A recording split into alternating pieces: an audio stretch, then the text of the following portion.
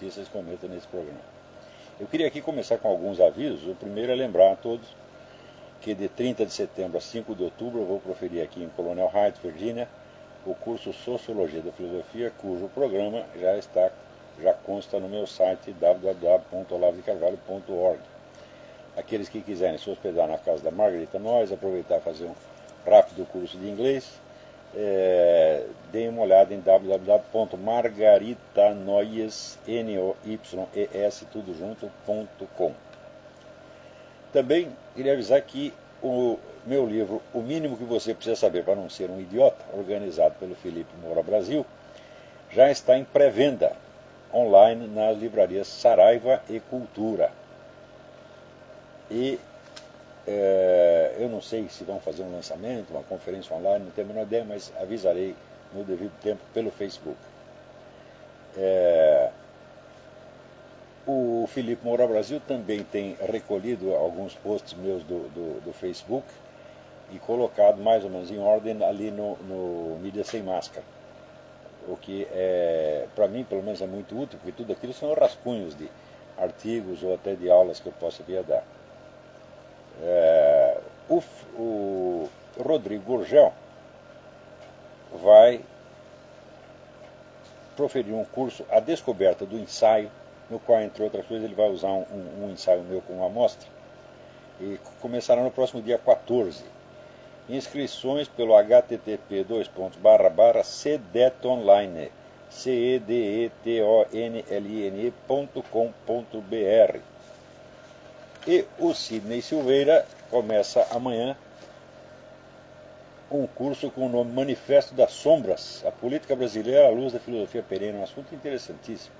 Vocês podem se informar no site http://contraimpugnantes, sem ponto, contraimpugnantes.blogspot.fr, não é BR, é FR.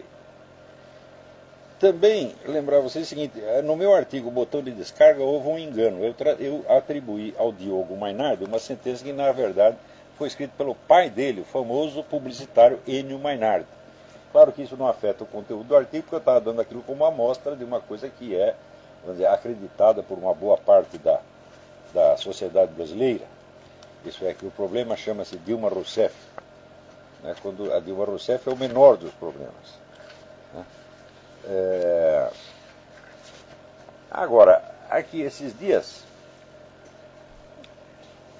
o senhor Breno Altman nos deu aqui uma surpresa. Eu vou até ler aqui para vocês umas notinhas que eu estou tomando. Eu leio até onde eu escrevi, depois que eu tenho que explicar o resto no improviso. O senhor Breno Altman, do Opera Mundi, vinha discutindo comigo sobre o Foro de São Paulo. Mas, vendo-se encurralado, esgotado o estoque de evasivas e chavões que constitui todo o seu repertório de ideias, decidiu de repente mudar de assunto por completo e sair-se com uma diatribe contra a direita em geral, tomando como alvo das suas imprecações uma imagem composta que é ao mesmo tempo eu, o Reinaldo Azevedo, Augusto Nunes, o ex-presidente Fernando Henrique Cardoso, o governador Geraldo Alckmin e o ministro Joaquim Barbosa.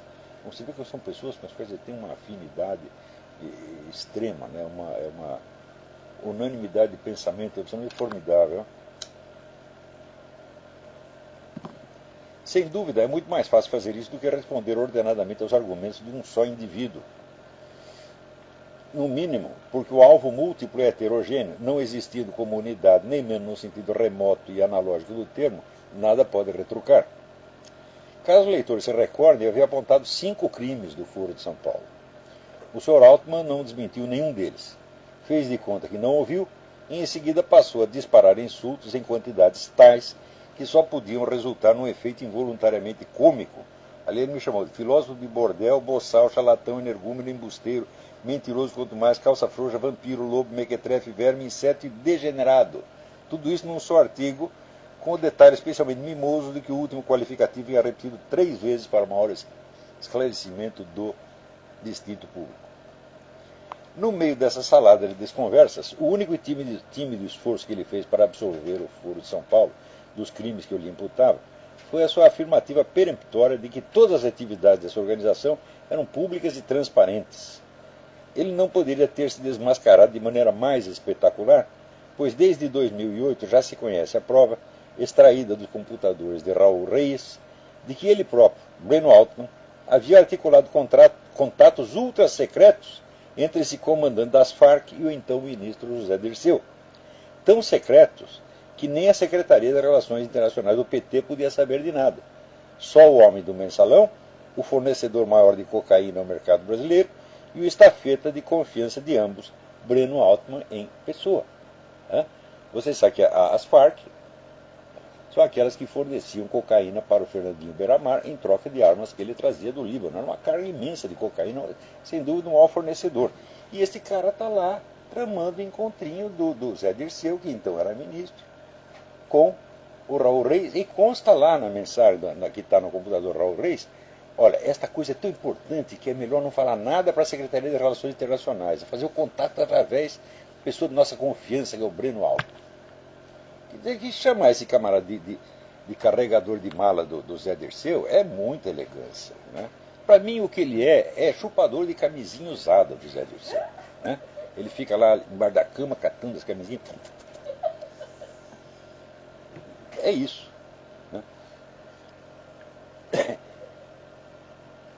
O colunista do Opera Mundi tinha, pois, boas razões para evadir-se desse assunto o mais rapidamente possível, arrastando para a sombra do esquecimento o seu pesadíssimo rabo preso, e nada melhor para esse fim do que fingir valentismo bravejando contra um alvo genérico. Você vê, eu não estou discutindo ideias com esse cara não tem ideia nenhuma, isso é uma besta quadrada, tá certo? O que eu estou é denunciando um criminoso. Ele é um criminoso como o Zé Dirceu, como a turma do Mensalão, como a turma das Farc, como esse pessoal que fornecia cocaína ao Fernandinho Beiramar. Esse é um agente deles, é um estafeta deles. Então, o cara não está defendendo dele, ele está defendendo seu próprio cu. Né? E por isso mesmo, quando estava se saindo mal ali no debate sobre o Foro, você fala, vamos mudar de assunto, agora eu vou falar sobre a direita neoconservadora. Né? Bom, considero, pois, encerrado o nosso debate sobre o Foro de São Paulo, por absoluto sumiço do meu adversário, e passo a analisar esta nova produção de uma das mentes mais extraordinárias que eu já conheci.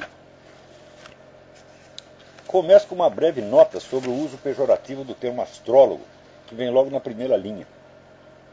Exercia esse ofício entre 1976 e 1977, tendo-o abandonado, portanto, há 36 anos, quando o Sr. Breno Altman tinha apenas 16 aninhos de idade. Rotular por esse termo hoje só faz sentido como tentativa de insinuar que depois disso não me tornei nada de mais valioso. Só que tem um detalhe. Astrólogo é no Brasil profissão regulamentada, legalmente reconhecida pelo Código de Ocupações do Ministério do Trabalho de 2002, título 5167/5. O uso pejorativo do nome que a designa assinala, portanto, a intenção criminosa de criar preconceito e hostilidade contra toda uma categoria profissional. Por uma ironia altamente significativa, aliás, o Sr. Altman, judeu renegado, aprendeu esse cacuete verbal como um notório antissemita, que o pôs em circulação como vingancinha quando, a pedido de organizações judaicas, o expulsei do quadro de redatores do Mídia Sem Máscara. Diz que o estilo é o homem. Bom, às vezes é a ameba. Tendo assim exibido as suas cartas de referência, o Sr. Altman passa a catalogar as suas bêtes noires, eu e o Reinaldo Azevedo, como neoconservadores, associando-nos assim ao grupo republicano que deu sustentação política ao ex-presidente George W. Bush. Veremos adentro as consequências que ele daí extrai. Entremos logo na parte mais interessante. Procurando justificar o oxímoro liberal-fascista com que ele rotula a mim e aos demais componentes de uma corrente ideológica que só existe na sua imaginação, pergunta o referido, aspas, o que foram as ditaduras militares da Argentina e do Chile, para citarmos dois casos notórios, que não uma fusão entre liberalismo econômico e fascismo político? Nas duas situações, a agenda da hegemonia do mercado foi imposta pelo terror de Estado, a repressão em grande escala, sufocando o movimento operário e os partidos progressistas, emergiu como instrumento para aplicar programa de privatização, desregulamentação e eliminação de direitos que destravassem a acumulação de capital.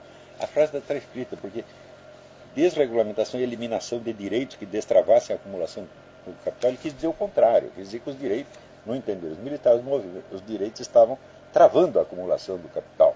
Né? Então, eles eliminaram esse direito para destravar. Agora, para destravar, para eliminar os direitos, não pode ser os direitos que estavam destravando. Né? Então, A propósito desse interessantíssimo parágrafo, devo fornecer algumas explicações que, embora elementares, pairam muito acima da capacidade de compreensão do Sr. Altman, ao qual, obviamente, elas não se dirigem. Eu estou falando com outras pessoas. Antes eu estava discutindo com o Sr. Altman. Ele não quis mais discutir, fugiu, cagou de medo, decidi mudar de assunto rapidamente. Então agora estou analisando o texto dele para terceiros, não para ele. Todo conhecimento começa com a percepção de alguma analogia. Analogia é uma mistura de semelhanças e diferenças vistas confusamente como se formassem a unidade de uma coisa, de um fenômeno, de um processo, de uma qualidade. A analogia, uma vez verbalizada, corresponde àquilo que em lógica se chama uma síntese inicial confusa, dito de outro modo, um símbolo não analisado. A análise descasca as várias camadas de significado embutidas no símbolo, separa alhos de bugalhos e reconstrói a articulação dos elementos numa síntese final distinta. É só então que se possui um conceito cientificamente viável daquele ser, fato ou processo. A linguagem da propaganda e da demagogia foge da análise como o diabo da cruz e se contenta com a síntese inicial confusa, com o símbolo não analisado, precisamente porque não quer chegar à compreensão de coisa nenhuma, mas apenas produzir, por efeito da confusão mesma, alguma emoção tosca na mente da plateia. O parágrafo citado contém mescladas e confundidas as seguintes afirmações. 1. As ditaduras latino-americanas foram liberais em economia. É curioso, porque ele diz que eu, Reinaldo Azevedo, somos saudosistas da ditadura brasileira. E ao mesmo tempo que nós somos liberal-fascistas. Né? E depois, então me dá um exemplo de liberal-fascista. Ele diz a ditadura da Argentina e do Chile, que eram liberais em economia e fascistas na política. Já veremos isso. Eu digo, bom, mas se somos saudosistas da ditadura brasileira, devemos ser saudosistas do que ela fez e não do que se fez na Argentina e no Chile. Porque a ditadura brasileira não teve nada de liberal na economia, ao contrário. Nenhum governo esquerdista, antes ou depois, criou tantas estatais quanto o nosso governo militar. Tá certo? Então, se nós realmente, ou nós tem que escolher, ou nós somos admiradores da ditadura brasileira, com todo o seu estatismo galopante, ou somos admiradores da ditadura argentina e chilena, com todo o seu suposto liberal fascismo. As duas